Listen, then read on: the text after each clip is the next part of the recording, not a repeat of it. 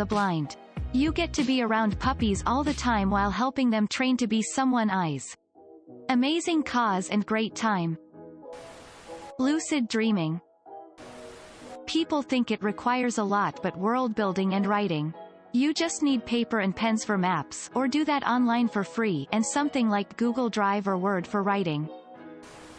Running. Coding, photo editing and CAD, engineering design. If you're willing to break some laws, aka piracy, you can get even further. I'd argue that most companies, except Siemens, fuck you Siemens, you gigantic pain in the ass. First you refused to sell us a few CAD fee seats, then you accused us of pirating the software, then you threatened to sue everyone personally in the small company. Don't go after hobbyists because they subscribe to the Photoshop model where they go after people making a profit and sue their asses.